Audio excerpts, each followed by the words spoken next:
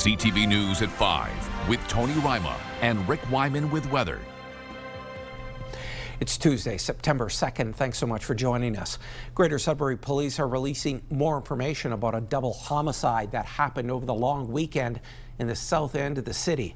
Police have made 2 arrests and are searching for 3 other suspects they released pictures of today. CTV's Alan Everson reports. Greater Sudbury police have released these photos of 3 suspects in a double murder at Rumball Terrace on Paris Street just before 10:30 Friday night. Police responded after getting a call about gunfire inside the 11-story building. In a case such as this, where there's acts of violence involving multiple firearms, in this case where a loss of life has taken place for 2 individuals, we ask for the public to support the investigation. If they have any information at all, they have many avenues that they can report that information. Police confirm a 29-year-old man from Southern Ontario and a 41-year-old woman from Sudbury were fatally shot. Ace Ewald has lived in the building for 3 years and says it's getting rougher. As far as I can tell, I don't actually know anybody involved, which I'm thankful for, but I'm also, worried and compassionate to the people who are, affected by it because it's horrible. Ewald says there are a lot of seniors and families with children living in the building, and there is a lot of criminal activity. A lot of us here are probably desensitized to the kind of violence and criminal activity that, we're used to by virtue of living in a rough area. Shortly after the fatal shootings, police say they located and arrested 44-year-old Keaton Pren of Sudbury in another apartment in the building. He faces 2 counts of first-degree murder.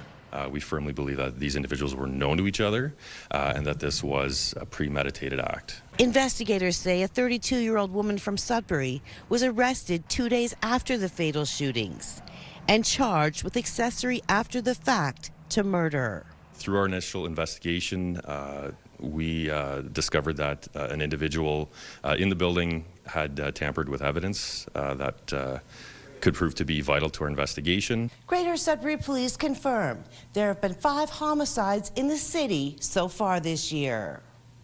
Alana Everson, CTV News. Shifting gears now, we are coming off a beautiful long weekend. How is this week shaping up? For all those details, let's bring in CTV's Rick Wyman. Rick.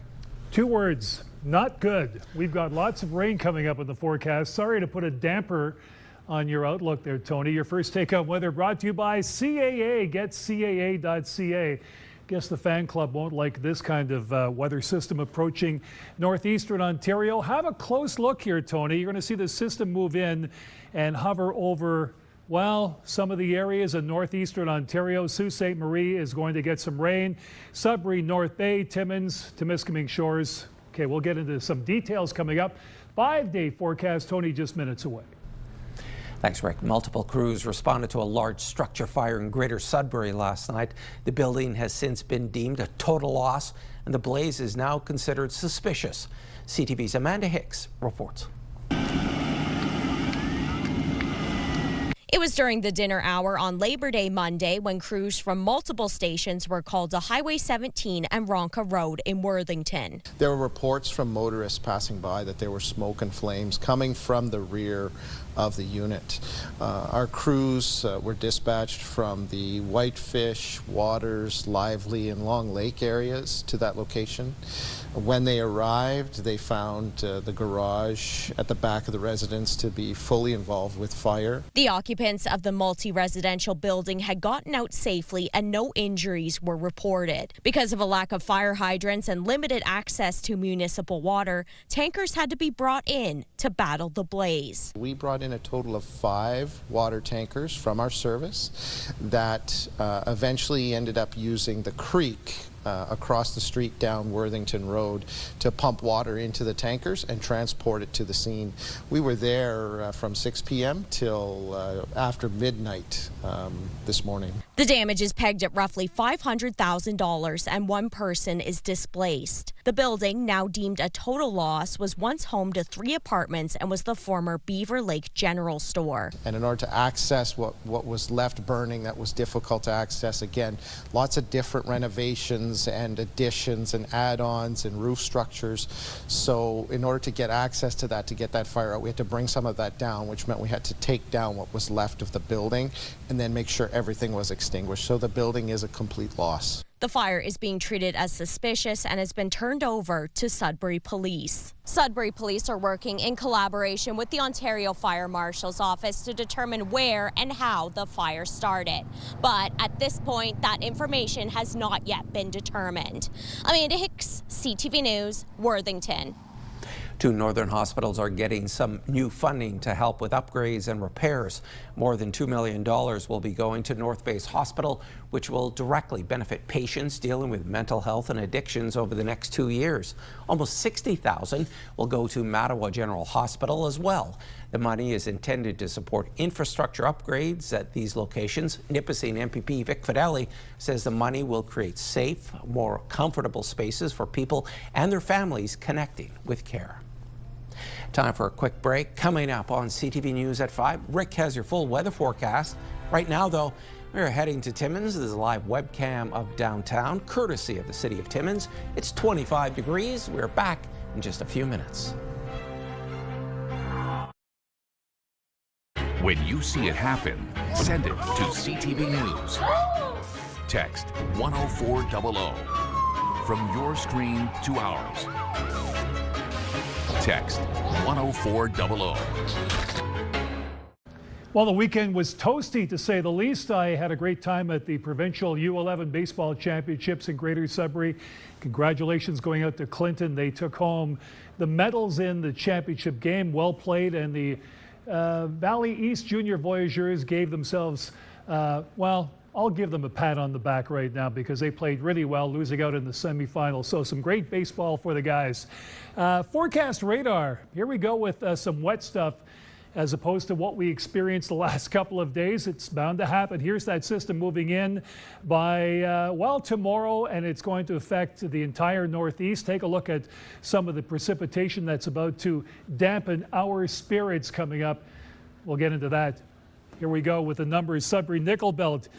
Risk of a thunderstorm, showers tomorrow 22, 14 on Thursday, 60% chance of showers Thursday, Friday. Saturday it's going to lighten up at 30%, then back to some sun and cloud on Sunday. Those temperatures dropping, of course, 14, 12, and of course at night 6 and 4 by the weekend. Meanwhile, in the Sioux, you can expect 15 to 25 millimeters of rain for tomorrow, 17 your high, 60% chance of showers on Thursday and Friday. And again, it will diminish somewhat on Saturday at 40%, 30% come Sunday, 13 the highs both days. And in Timmins, Cochrane, Kapuskasing, well, the risk of a thunderstorm, you've got some sun, you've got some rain, and a high of 24. 60% chance of showers Thursday and Friday. Saturday at 40%, 30% come Sunday. I said there would be rain. 11 your daytime high for 3 consecutive days, Friday, Saturday, and Sunday. Temiskaming Shores, Kirkland Lake, showers for tomorrow, risk of a thunderstorm, 60% chance of showers Thursday and Friday, 30% Saturday and Sunday.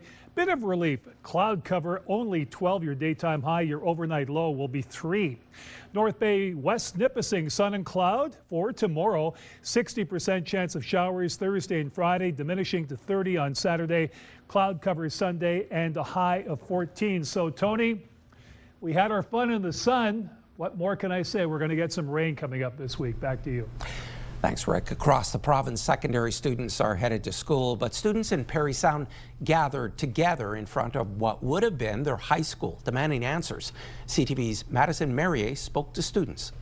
On a day where students should be heading to school, Parry Sound Panthers gathered outside of their high school as a demonstration of their frustration. It's pretty much supposed to be my first day of grade 12, but I'm out here protesting my rights that I should be in a school and not online today. Like, I'm in grade 11, and grade 11 and 12 are like the most important years for high school.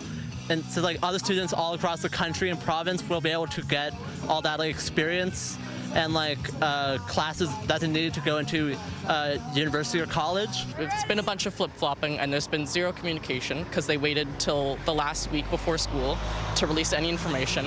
Most students across the province are starting secondary school today. However, Parry Sound High School has allocated today for students to pick up laptops to begin remote learning tomorrow. Some grade 12 students are looking to their future of post-secondary, and they say being online is stripping them of more than just in-person learning. Everyone around you still gets to go to school, they still get to participate in sports and like extracurriculars and everything, so you're the only people missing out on like especially the importance of grade 12 and just being together with everyone. You're missing out on that aspect, and it's very isolating.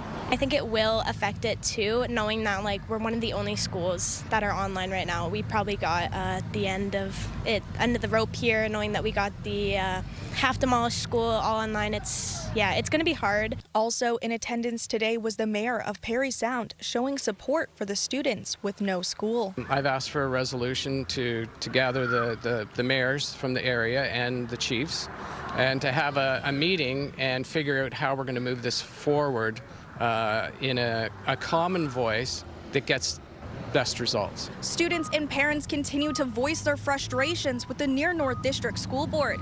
In a statement from the Minister of Education, Paul Calandra, he shared that a review is being done immediately, and the report will be completed within 30 days. Madison Merrier, CTV News, Parry Sound. There are some big changes coming to the township of Black River Matheson. The township is gearing up to move the location of its town hall from 4th Avenue and Highway 11 to downtown. The township's mayor says council made the decision a year ago in the hopes of attracting more businesses to the area, and adds the former location has recently been purchased. He says the move will be beneficial for residents. We'll be moving on September 15th. We're moving to a rented location right downtown in our community, to allow residents easier access to come in and ask questions, pay bills, find out what's going on. And with that, we have a development happening in our old office. It'd be a major development. Can't really say exactly what's happening, but it's a fairly major development for our community. Some additional changes to the township include 3 outdoor rinks opening this season. They are back in class. Coming up on CTV News at 5. Students at Ontario colleges have one more thing to worry about: a possible strike by support workers.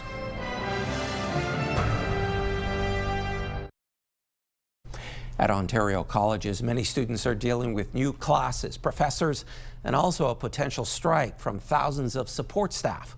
CTV's Eric Tashner has more from Canadore College in North Bay.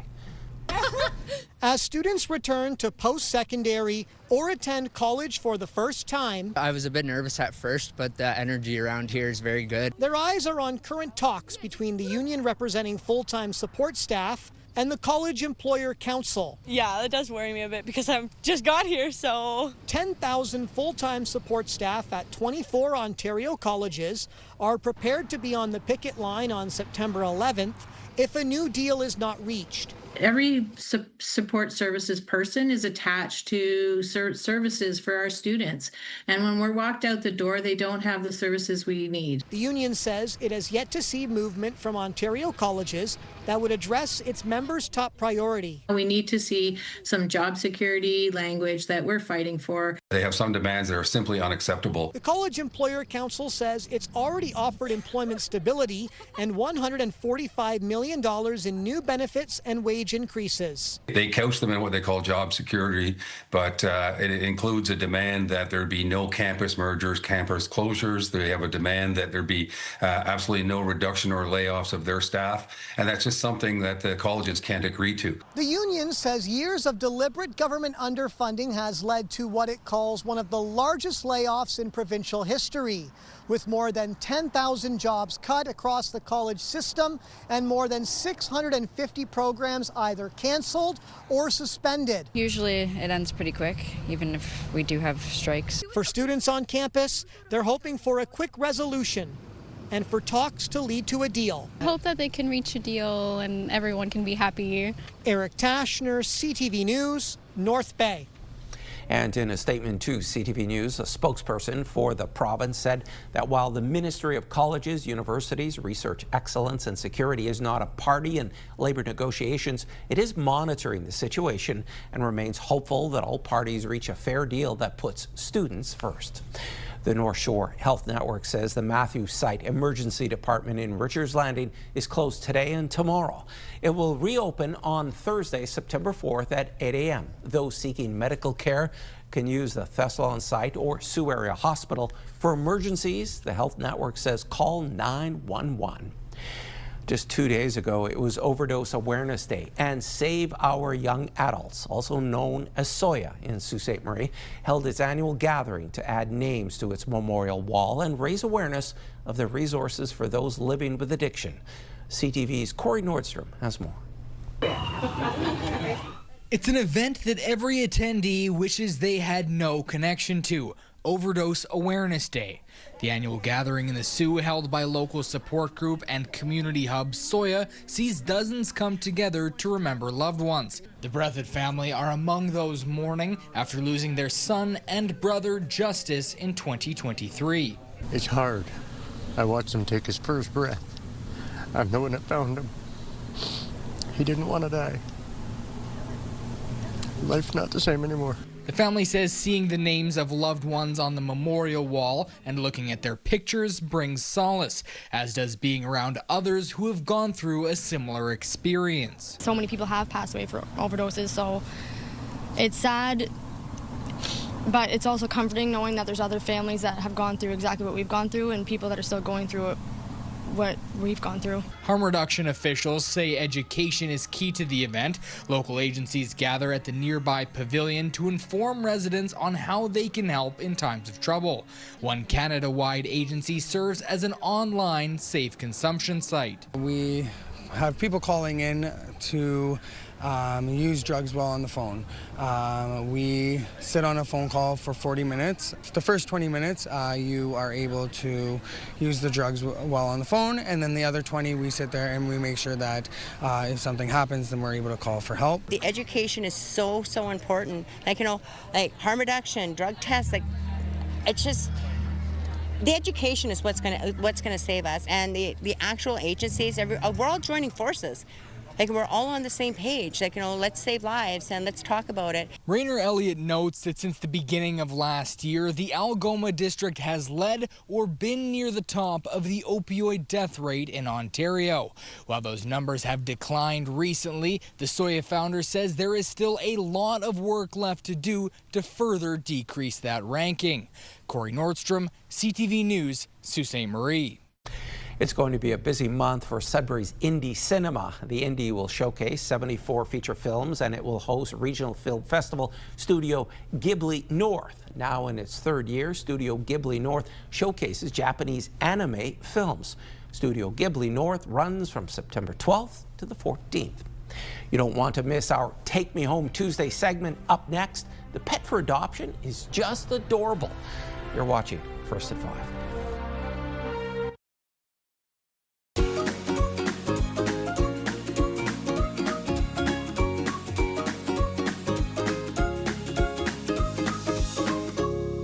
Welcome to Take Me Home Tuesday. Here we are a week after International Dog Day with the dog, and we've got Moki in the house, courtesy of Emma Bailey at the Sudbury SPCA. Welcome, and welcome to Moki, 5 months old. How did we come about to getting Moki?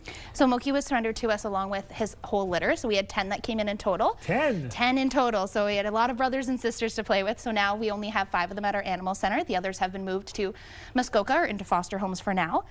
So they won't be available just yet. They'll be available after this weekend sometime. They have to go for their spay-neuter surgery, which is included in their adoption. But then Moki, who is very fond of treats, will be able to go into his forever home. Right, Bobby? Very smart. So Moki is not available until next week, correct? Yes, yes, okay. yes. Okay, so you want to drop by and check out Moki and talk to Emma. A cordial dog, if I can use that expression, for Take Me Home Tuesday, and why not? Very gentle, but has a lot to learn, being only 5 months old. Exactly. He's finally learning how to play. We've started working on his leash. When he's going on a walk, he's doing a lot better, and just sort of learning everything around him has been so incredible to see. He's really growing into himself, and it's so great to see him grow up. And Emma, perhaps you could reinforce this train of thought. Repetition is essential. Trust me, I've gone through the piddle stage more than once in my life with dogs, but getting them house trained, getting them used to walks, getting them fed at regular times, and not just running around. So I guess the repetition factor comes into play big time here. Absolutely. We keep them on their feeding schedule so they get fed 3 times a day. We have them going on walks every couple hours so that they're always going outside and knowing they can go outside to go to the bathroom. So our team really works on hands-on with them to help them learn their manners and just be the best they can be for when they go into their homes.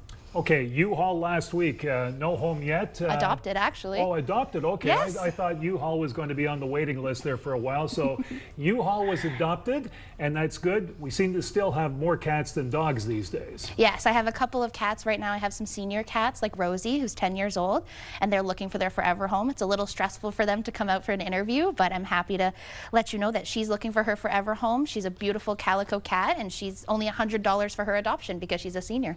Okay, Moki needs a home, not this week, by next week, so please get a hold of Emma. Thank you for doing this and bringing... He's so quiet. He's doing so good. Doing really well, so perhaps Moki could be in your home along with the start of school for the kids, just in time to really rev up the household. So again, we're back in 7 days with more Take Me Home Tuesday.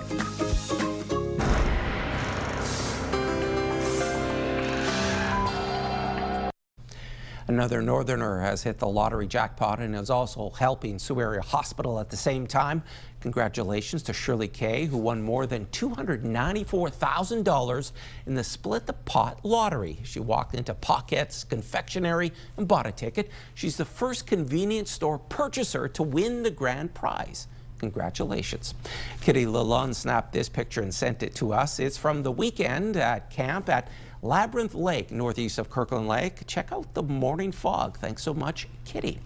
Brian Renwick sent us this photograph of a fox in Hager, just east of Sudbury. He says this little soul likes to help his neighborhood crow family with leftovers and treats that Brian leaves out. Thanks so much for thinking of us, Brian. And if you have any pictures, videos, or events you'd like us to showcase, you can email them to us at communitycloseup@bellmedia.ca. And there's more news for the North coming up at 6 o'clock. For now, continue watching as we hand things over to CTV National News.